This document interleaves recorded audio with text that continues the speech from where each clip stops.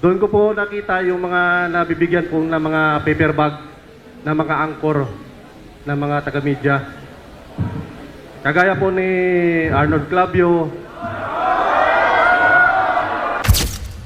Magandang gabi po sa ating lahat. Heto na po, grabe itong revelasyon ng 18 ex-Marines. May panibagong revelasyon. Arnold Clavio, mga angkors nakatanggap rin ng maleta. Panoorin nyo itong video na ito kasi po dito po nire-reveal ni isa sa mga members ng 18 ex-Marines na si Arnold Clavio ay kasama dito sa maleta. I-clarify natin ito kasi po medyo very alarming. And meron pa isa dito, no? Nagdi-deliver rin sila ng maleta di umano kay Mark Villar. Oh, nabanggit na mga bagong pangalan ito, Senator Mark Villar. At syempre naman may revelasyon rin kung paano nila binigay ang maleta kay dating House Speaker Martin Romualdez. Okay? Pero bago ang lahat, guys, paki-like muna at saka paki-share bago natin ito i-play itong video na ito kasi grabe po itong malalaman nyo mamaya. Okay? Like and share. And also, guys, sa mga hindi pa nakasubscribe, mag-subscribe na po kayo kasi libre lang po ang mag-subscribe. Walang bayad yan. Okay? Subscribe na kayo. Walang bayad yan. Updated pa kayo. Okay? So, without further ado, ay ate pong panoorin itong mga 18 ex-Marines. Okay? At tingnan po natin, magre-react po tayo sa kanilang isisiwalat at react tayo. Okay? Good afternoon po. Ako po si Mario Sinisa Jr. Na-hire po ako kay Boss Saldi noong January 2, 2025. Diretso po ako, na-assign po ako sa isang PR na taga-media na si Bernard Peralta. Doon ko po nakita yung mga nabibigyan po ng mga paper bag na mga angkor na mga taga-media. Kagaya po ni Arnold Clavio.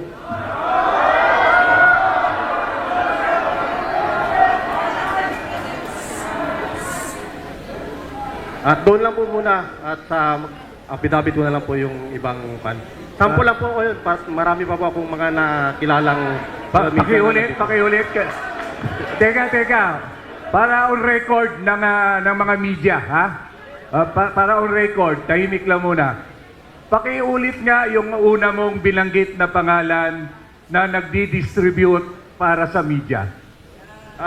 Nasend po ako sa taga-PR po. Pangalan po si Boss Bernard Peralta. Bernard Peralta. PR daw. And then, sino pa? Ayun po yung boss ko po. Yung mga nabibigyan po, yung mga taga-media. Hindi, yung anchor na binanggit mo. Arnold Clavio po. Yung... Arnold Clavio raw, ha? Malinaw, ha? Para malinaw. Arnold Clavio. Yung mga meeting place po nila sa may Prologue, Pio's Kitchen, Baro, marami pa pong iba. So, sa tamang panahon, sa iyong affidavit, gagawin mo na lang yung listahan mo para lang malinaw. Diba? Opo. Okay, sige. Next, Sarge. Good afternoon. Nakapaghatid po ako ng isang beses kay dating Speaker Martin Romualdez sa number 42 McKinley. 22 na maleta po.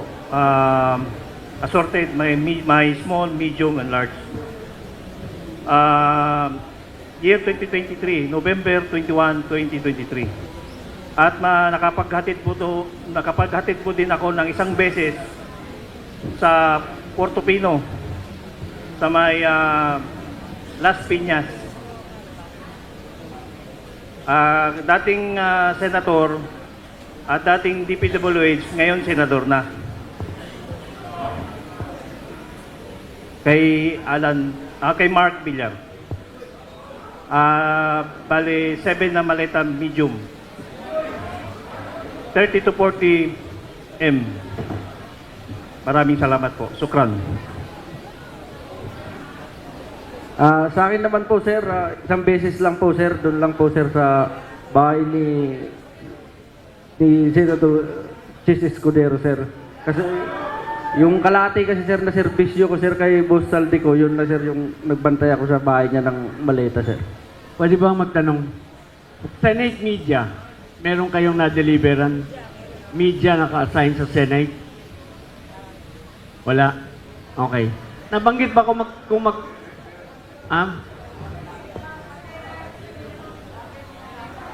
kay Tatay Rani? Go ahead, Sarge. Ako maraming beses na po akong nakapag-deliver kay former Martin Romualdez. Pero may isang pangyayari na hindi ko po malimutan. December 18, 2022 po, Sunday. Between 6 to 8 p.m. nag-deliver po kami ng mahigit 20 ni malita po. Kasama ko si Sergeant Voluntati, Laroder po. Kasi maalala ko po yung panahon na yon, hinatid po namin si boss sa airport after na magsimba po. Tapos inatasan niya kami na mag-deliver sa number 42 para po kay former speaker po. Hindi ko po malimutan yon. Kasi after ng pag-deliver namin doon, inatasan ulit kami, kasama si Sir Paul, mag-deliver sa isang media personality pero hindi ko na po babanggitin. Sa Rockwell po, sa may furniture shop. Kung sino kang media personality ka, alam mo na yan, dipungal ka. Anong network yun? Anong network lang? Network lang. Huwag na yung pangalan, network lang. Huwag na po sir, mapapakinabangan po. Go ahead, Sarge. Ako naman po, na-experience ko rin mag-deliver kay former Speaker Martin Romualdez sa number 42. Humigit kumulang 20 malita. At isang beses din Number 42, 20 maleta. Yes, sir. Isang beses din na napasama ako doon sa Aguado.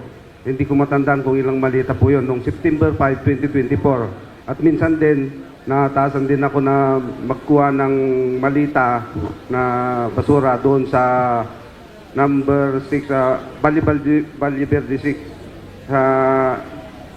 Kinukuha ko kay Aris Tutel Gangob, yun yung caretaker po doon sa Valle Verde 6. Siya po sa kanya namin kinukuha yung malita from Valle Verde 6 to Horizon. Yun na po. Dito sa mga lahat kayo, no, puro nagdi-deliver, nakapag-deliver. Hindi ba kayo binibigyan ng balato? Wala kayong experience na ang bibigat ng buhat nyo? Sarge, ikaw. Ang bibigat ng buhat nyo, hindi man lang ang lalaki, di ba? Wala nga sir, hindi nga namin naranasan kahit pakainin minsan lang sir eh. Wala. O ikaw, Sarge. Sir, experience ko, kasama ko to si Apo Corpus. Oh. Si John Paul naman yung kasama namin, sir. Doon kami nag-receive banda sa may Ayala. Sa may baba dyan banda, sir. Sa may gasoline station. Ayala. Opo, sir. Ayala ba yun doon? Saan Ngayon, Ayala? Dito sa South? Dito, sir. Sa, ano?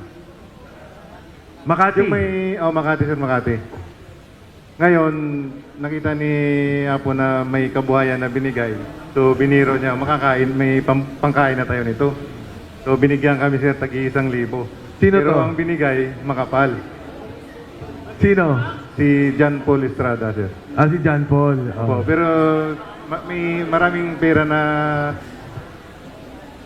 ni-receive niya. Tapos binigyan siya ng sobre. Ang binigay sa amin, tagi-1,000 lang. Sige, San Lipo. Sarge, pala. ikaw. Sa amin, sir, yung 2-piece chicken lang sa Jollibee.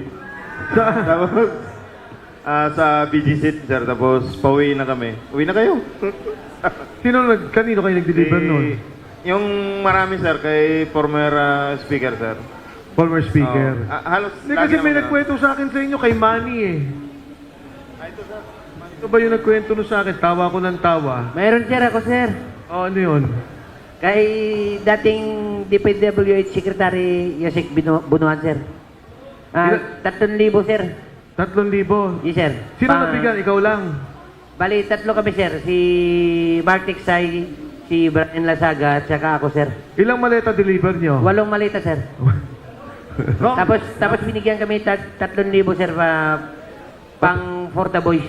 Yan. Kung Mike, pwede magtanong. Yes. Ayun. Yes.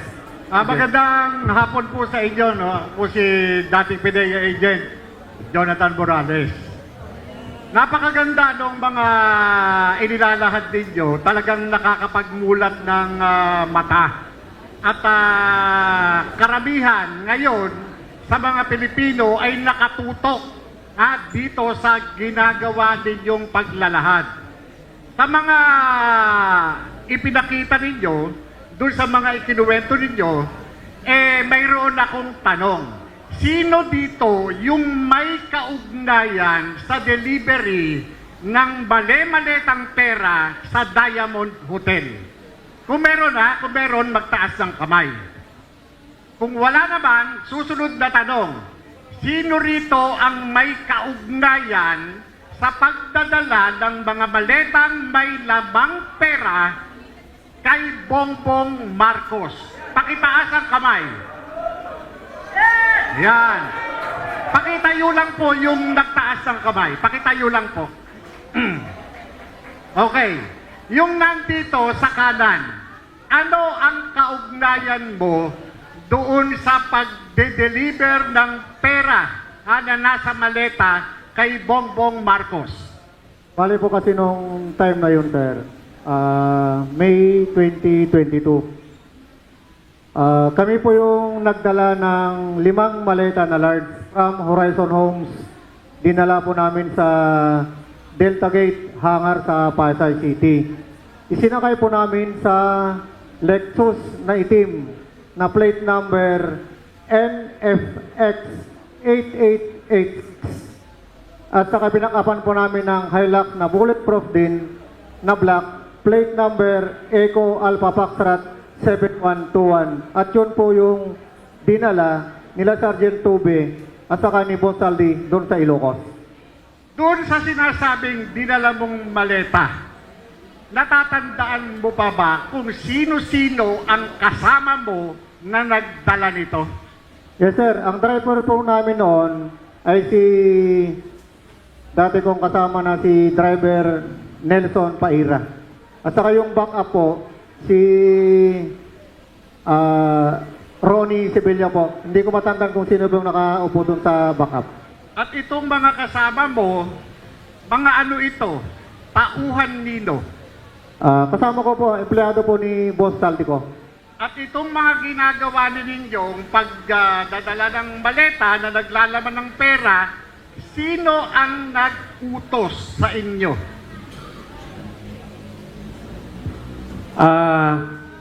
Sir, ako yung kasama ni Kong Saldi na nagdala doon sa Ilocos Norte sa Paway. Ulitin ko yung tanong sino ang nag-utos sa pagdadala ng maleta? Si Kong Saldi, sir. Yon.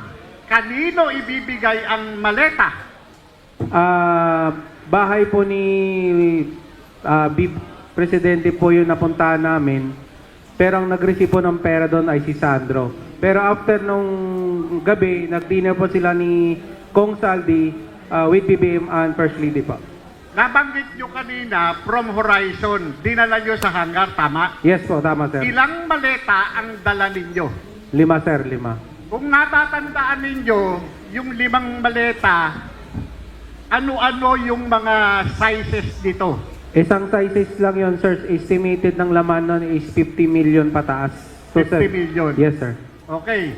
Itong 50 million na ito, dinala nyo sa hangar, iniwan nyo sa hangar? No sir, nag-flight po kami ni Kong Saldi with air taxi via plane. Naglapag po kami sa Lawag Airport po sir. Isa na kayo nyo sa aeroplano? Yes sir. Ibig sabihin, merong billing ito, airway billing, tama ba? Yes sir, yes sir. Nasa inyo yung kopya ng airway bill? Ano po niyan sir is si Martin Romualdez po.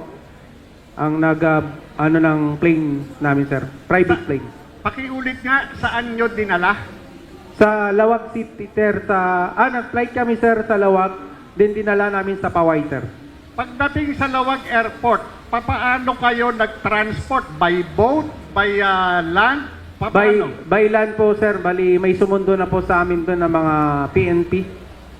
Uniform personnel sir. Uniform personnel assigned saan? Assign po ni President Marcos po. Ano ito? Mga PSPG? Provincial? Halo na sir kasi may nakita kong may SWAT na sir nag-escort sa amin. Yung mismong tumanggap, yung mismong kasama nyo na sumalubong sa inyo, ano ito? Anong unit? Kung alam ninyo, ha? May SWAT, sir, at saka local PNP siguro. I think PSPG, sir. Okay, so pagdating doon, magmula doon sa airport, dumiretso kayo sa... Saan kayo dumiretso? Sa bahay ni, sir, Bongbong Marcos, sir. Sa bahay ni Bongbong Marcos. Yes, sir. Papaano nyo nalamang bahay ni Bongbong Marcos? Binanggit po na sa akin ni Kong Saldi, pupunta po kami sa bahay nila, sir. Sinabi ng boss mo. Yes, sir. Pupunta namin po yung bahay ni President Bongbong Marcos, sir. Yung boss nyo na si Saldico. Yes, sir. Okay, pagdating doon sa bahay, sino ang sumalubong? At ang tumanggap nung dala ninyong maleta? Ang sumalubong sa amin, sir, si Kong Sandro. Siya po yung nag-receive. Actually, may picture kami niyan, sir. Pakiulit ko nga uli. Sino itong Sandro na ito na sumalubong, na tumanggap ng maleta na naglalaman ng pera? Sino itong Sandro na ito? Congressman Sandro Mangcos po, anak po ni President Bongbong Marcos. Paano ka naman nakakasiguro na itong tumanggap ng maletang dala-dala ninyo mula Maynila ay itong si Congressman Sandro Marcos? Sir, may picture po kami ni Kong Sandro po sa bahay po namin. Maliban doon sa sinasabi mong delivery, nakiilang ulit kayong nagdala ng pera? Isang beses lang po kami nagdala ng pera sa bahay nila. Sa bahay niya, sa Ilocos? Yes po, sir. Maliban doon sa Ilocos, saan pa, kung meron man? Yun lang po, sir, sa iba yung kasama ko po siguro yung kapatid siguro, sir. Maliban sa iyo, sino-sino pa ang nagkaroon ng pagkakataon na mautusan ni Congressman Saldico na magdala ng maletang naglalaman ng pera dito kay Bongbong Marcos? Pakitaas ang kamay.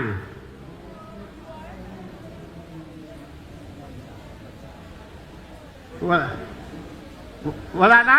Kay Adrian Bersamin, meron ba? Kay Lisa Marcos, meron ba? Wala, sir. Wala. Doon sa Executive Secretary? Kay sir? Kay Bunuan, sir.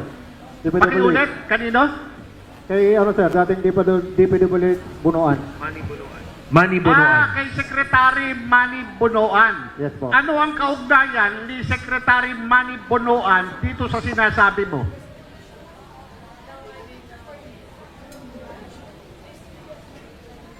CR, sir, yung nag-deliver. Nasa CR lang po yung nag-deliver. Nasa CR yung Nasa may CR. Sorry, no?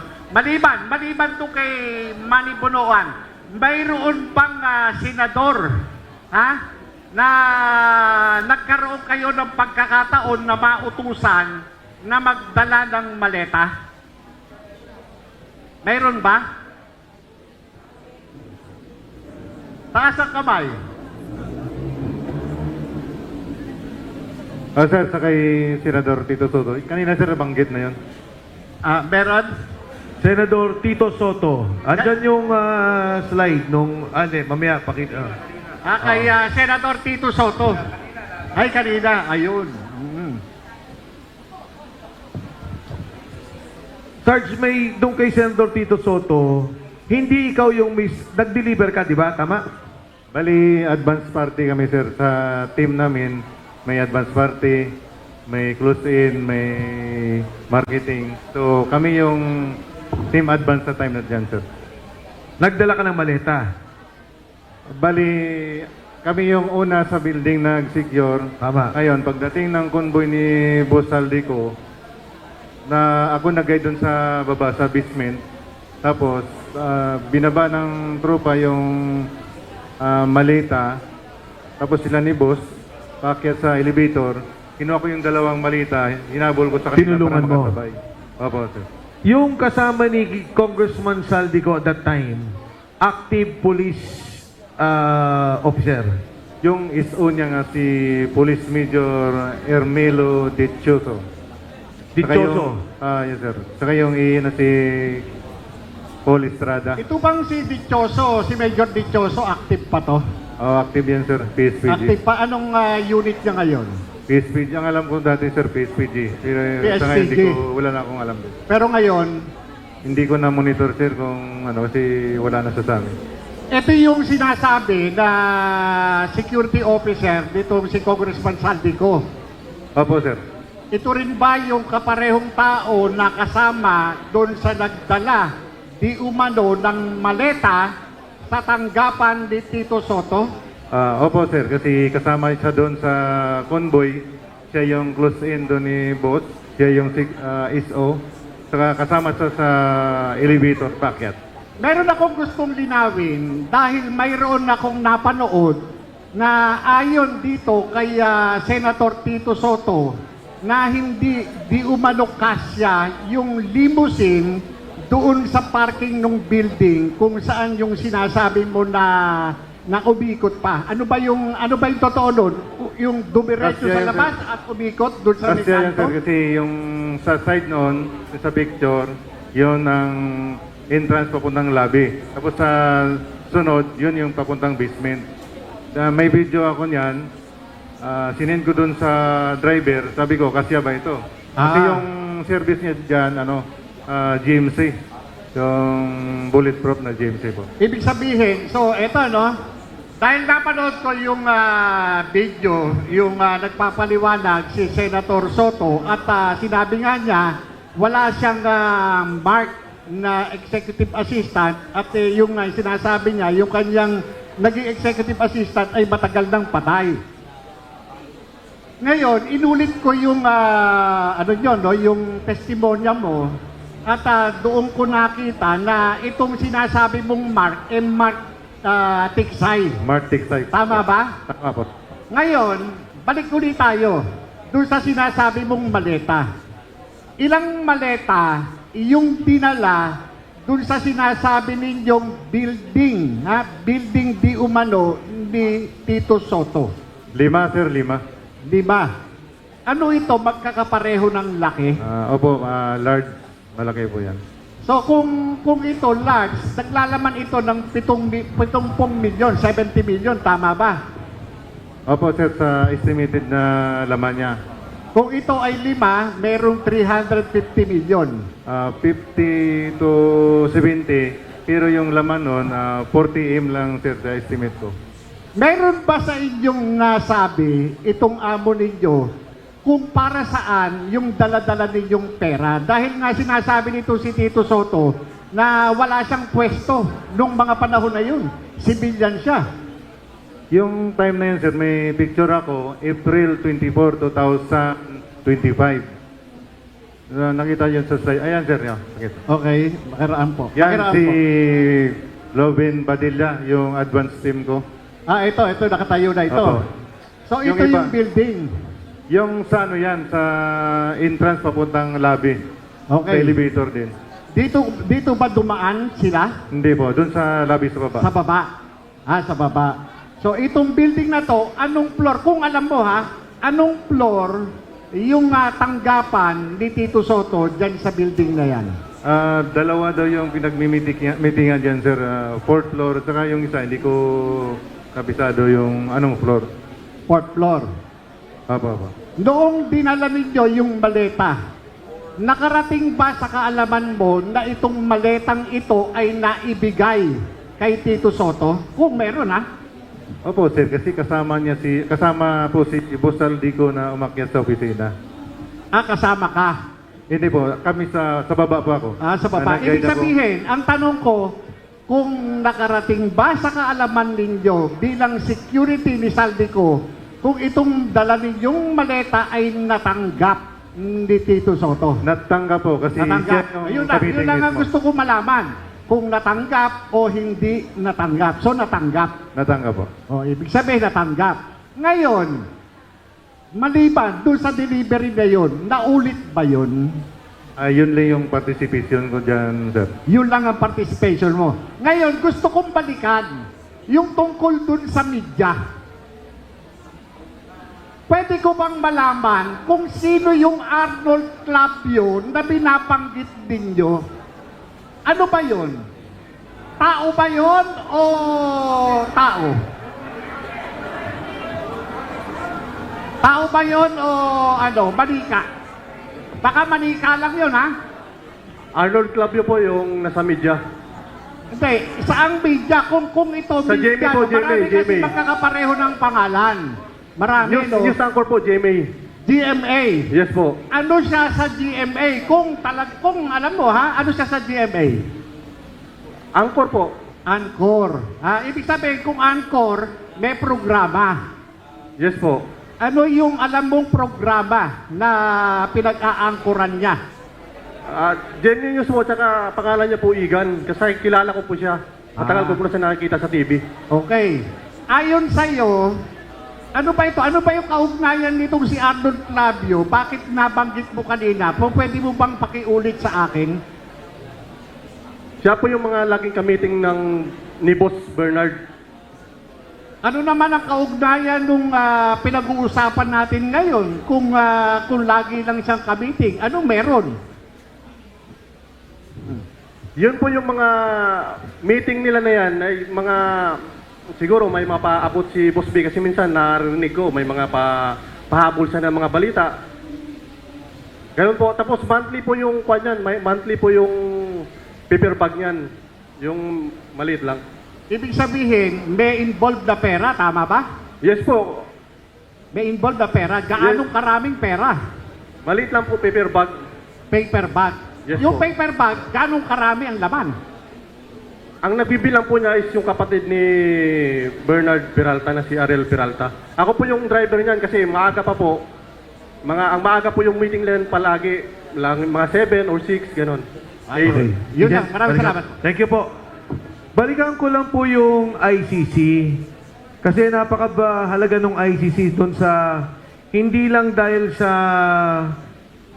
problema ng korupsyon, pero yung problema ng ating soberenya, di ba? Doon nagkaroon ng pagkuha kay Pangulong Duterte, binanggit nyo nga 2023. Ang gusto ko lang malaman, dahil narinig ko to sa isang kwento ninyo, sino yung nandoon sa meeting na nung arestuhin ang Pangulong Duterte sa airport? Sino yung mga nandoon? Yung naka-witness? Sige Sarge, go ahead. Kami po yung naka-security kay Kong Saldi that time, sir. Yung gabi, bago huliin si PRRD po. Nag-meeting po sila Kong Saldi sa Unit 8 and 9, Townhouse. Kasama sina former Speaker Romualdez po. Sinong ka-meeting? Saldico. Saldico, former Speaker Martin Romualdez. Yung Chief PNP po, si Marbil, General Marbil. Marbil. Opo. At that time, si General Torre, hindi naman siya Chief PNP pa, di ba? Hindi pa po. Sino pa? Si Teodoro, Gibo, no? Gibo Chodoro. Gibo Chodoro po. Kasama po siya doon. Saka si Trillanes po. Trillanes. 5 lang? Si Dilima pa po. Dilima. Dilima? Leila Dilima. Nandun din po siya. Sino pa? Pinag-uusapan natin nung gabing Yes po, yes sir. kinaumagaan siya inaresto, di ba? Okay. So nung gabi, Nag-meeting po sila doon sa townhouse. nag-meeting sa townhouse, Trillanes, Gibo, Laila, Speaker Romualdez, Saldico, Marbil, sino pa? Hindi, wala ata si General Torre that time. Yun lang po yung nakita ko, sir. General Anyo, wala. Hindi ko po nakita. Kasama din doon. General Anyo. Yes, sir. Kayong magkasama Yes, sir. Yes, sir. nung gabing yon. Ay, kami yung sir, yung naka-back up kay sir. Kami Okay. yung naka-duty. Meron bang pagkakataon na kay Jojo Cadiz nakaharap ninyo? Dahil lumalabas yun sa kwento eh. Sa Tamarin, yung delivery. Meron ba nakasama dito? Wala. Yung nag-deliver kay Jojo Cadiz sa Tamarin. Ikaw? Yes, sir, ako doon. 30 Tamarins, 2 beses. December 2 at saka December 5, 2024. Yung si Jojo Cadiz, nag-deliver kayo? Sir, ang pagkaalam ko, sir, pag pumapasok ako doon sa may gate ng Nara, tinatanong sa akin yung guard kung saan. Ang sabi ng AA, 30 Tamarin. At ang binabanggit ng gwardiya, Nelson Go. Huli na lang po namin nalaman na Jojo Cadiz pala. So nakapag-deliver kayo lipatan sa kotse kay Jojo Cadiz? Pakiulit, sir?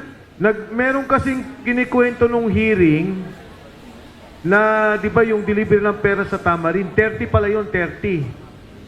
Yes, sir, 30 Tamarin, South Forbes, Makati.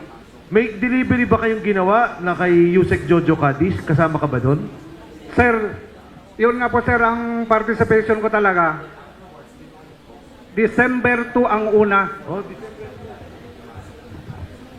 tama, yun ang nasa Senate na ano, di ba, December 2. Yung sinasabi ni Saldico sa video niya. Yun na nga po, sir. Pero ang pagka pumapasok kasi ako, sir, ang sabi niya, yung gwardiya is Nelson Go.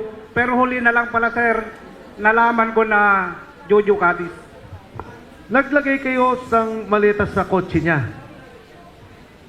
Sir, ang mga inalang, sir, ang concern doon yung pagbaba. Okay, idudugtong ko sa tanong ni Agent Morales. Kasi sa video ni Saldico, ang sabi niya, nag-deliver ako ng 1 billion, December 2 ata, December 4. December 2, sir, at saka December 5, 2024. Yan. Na isang 200 million at isang 800 million. Totoo, sir, kasi marami talagang maleta yun. At yun daw perang yun ay para kay Pangulong Bongbong Marcos. Sabi ni Saldico. Hindi ko na alam, sir, kung kay Bongbong nga talaga yun o basta ako, sir, nag-drive lang eh. Kuyang, may tatanong ako sa inyo. Pamilyar ba kayo dun sa inilabas na mga litrato ni Saldico patungkol dun sa mga maleta? Pamilyar ba kayo? Mayroong mga ipinost sa FB itong si Congressman Saldico na mayroong mga description. Katulad, halimbawa, nitong November 15, mayroong mga maleta, litrato ng mga maleta na nakalagay cash out. 28 luggages, 1 billion delivered to RR, Romeo. Sino tong RR? Kung alam ninyo. Yung code na RR, double Romeo. Pakisagot, sa may alam. Ano yan, sir? Resident Romualdez. Romualdez. Apo, sir. Double R. Okay. Si Romualdez ito.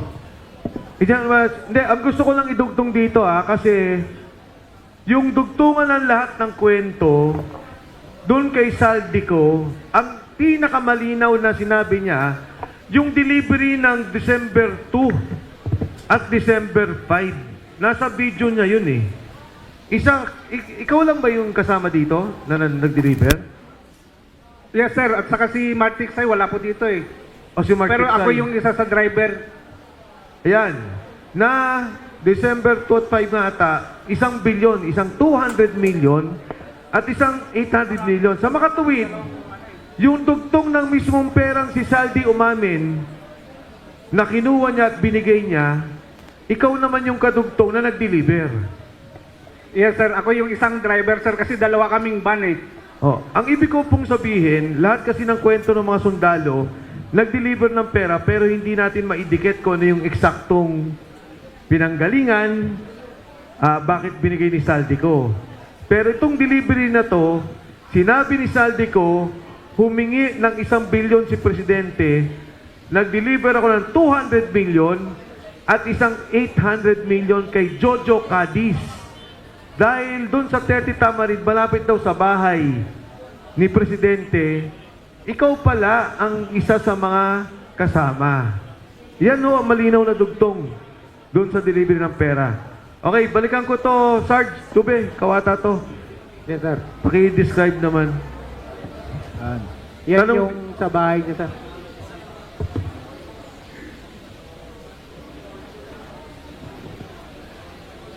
Ito po yung sa bahay niya sir. Ito yung picture namin bago kami umalis ng umaga pabalik ng Maynila na. Bali nag-sleep over po muna kami ni Kong Saldi doon sir.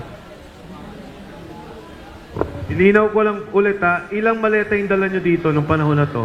5 sir, 5. 5 maleta. Medium, small, large. Isang size lang sir na large. Lahat large. Yes sir. 5 large. Ang large is 50 to 70 million. Yes sir. Okay.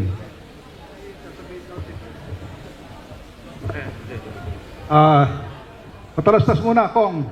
Magandang hapon po, mga kababayan. Retiradong General Romeo Poques po ko, ang chairman ng United People's Initiative. Andito po yung aming presidente, si Attorney General Virgil Garcia, Secretary General, si Captain Ray Valeros, andyan kanina, si Attorney Harold Respicio, yung aming chairman sa Luzon. Andito po yung aming chairman sa Visayas at Mindanao ng UPI. Nandito po kami para suportahan ang ating mga magigiting na mga Brave 18 at saka yung kanilang mga kasama na Fearless 14. Okay? Dismayado po yung UPI dahil ang inaasahan ho nating supposed to be Blue Ribbon Committee meeting ngayon ay hindi natuloy. Dahil alam naman natin, maraming mga panggigipit, pangaharas, pananakot ang ginagawa ng ating gobyerno. Kaya itong ating mga, maski ating itong mga senador, ay hindi dumating ngayon. Andito kanina si Senator Amy, pero hindi pinapasok, umalis. Ngayon, inaasahan natin sana na dumating sila para po matuloy. Senator Robin, nandito kanina. Senator Robin pala, andito rin po. So ito po, nangangahulugan na talagang magulo yung ating bayan kung ating mismong Senado ay kakaroon ng ganyan. Merong 2 Senate President. Merong 2 Blue Ribbon Committee. Ang gulo-gulo, hindi malaman kung sino leader. Meron tayong Blue Ribbon Committee dito sa isang private na lugar, hindi doon sa Senado. Anyway po, hindi lang po kami sumusuporta sa mga Brave 18 Fearless 14, kundi sumusuporta rin po sana kami dito sa Blue Ribbon Committee hearing, kaya kami po ay nandito. Sinusuportahan din po namin yung lahat ng mga kababayan natin na gustong malaman yung katotohanan dito sa nangyayaring matinding korupsyon na ito. Anyway po, last month, nung nakaraang buwan, ang UPI po ay nag-conduct ng no holds barred meeting. Itong no holds barred, ibig sabihin kumbaga sa boxing pwede lahat, pwede sipa, siko, pwedeng ano yan, na confrontation ito ng mga sundalong ito, ng mga Brave 18 sa mga seniors nila, hindi lang mga officers kundi mga generals ng police, military. Andyan po yung mga dati mga first staff. Ang confrontation po na ito ay hindi lamang ordinaryong meeting kung saan ang mga lower ranking enlisted personnel ay haharap sa kanilang mga commander o yung mga general. Ito ay dapat patunayan nila nang sinasabi nila ay totoo. Lahat ng kanilang kilos, lahat ng galaw na, pati pikit ng mata nila ay inoobserbahan ng mga general na ito. Pati yung kanilang boses, malalaman nila kung nagsasabi sila totoo o hindi. Dahil marami po ang bumapatikos sa kanila. Marami po ang naglalapa, sinasabi nila mga dishonorable soldiers. Pero hindi po, dishonorable discharge, ang sabi nga ni Attorney Baligod, hindi ibig sabihin na dishonorable at immoral ng mga sundalo na yan. Marami po dyan, dishonorable discharge dahil nag-awol. At bakit po siya nag-awol? Dahil may problema sa pamilya, hindi nakabalik sa unit. Kaya, ang tawag po doon ay dishonorable discharge. Ngayon, sila nandyan. Bakit sila lumabas? Bakit sila nag-akusa na ganyan? Bakit sila nagsasalita ng mga matitinding akusasyon sa mga matatas na pinuno sa gobyerno? Hindi dahil sa kumaban, dahil sila ay mga Pilipino, mga sundalo. Yun ang gusto natin. Bakit sila magsisinungaling? Ano mapapalanan nila kung magsisinungaling sila?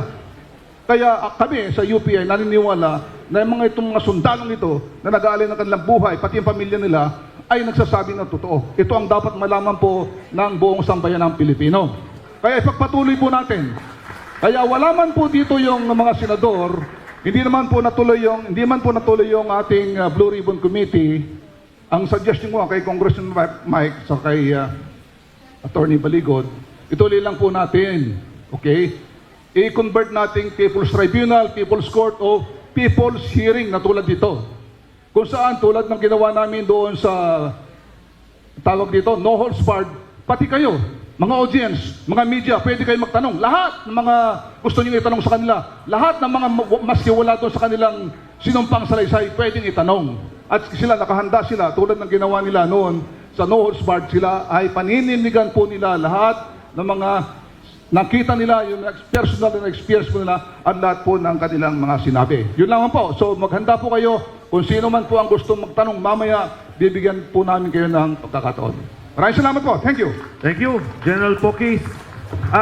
Balikan ko lang ulit yung kay Jojo Cadiz, interesado lang ako. December 2, Tamarin. Opo, sir. 2024. Correct, sir. Yung December 5, 2024 din, sir. Alos magkasunod yan, sir. Kasi, Tamarin ba o sa ibang lugar? iisa lang yan, sir. 30 Tamarin pa rin. May Nara. Hindi ako nakapag-deliver doon, sir. So Tamarin ka pareho. Correct, sir. Okay. Sino sa inyo ang may hawak o may nakitang ledger dito sa mga nangyayaring deliveran? Sino? Hindi natin kailangan ilabas. Basta may ledger na nakita o hawak. Meron? Sarge.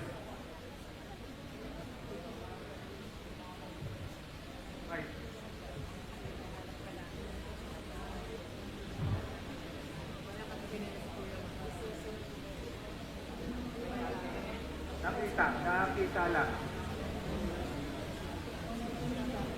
Hindi na, Roger. Yung mga ledger na kasi sir, hawak ng EA dyan sir. Confidential sir na ano. Minsan siguro sir makalusot pero hindi namin. Wala tayong na-recover, na-retrieve na ledger? Kahit isa? Sa video sir sa ano ni Boss Aldi. Ledger? Wala. Yung libro, notebook. Halika dito. Sarge, sumagot ka. Hindi naman kailangan ipakita. Tinatanong ko lang kung meron tayong hawak.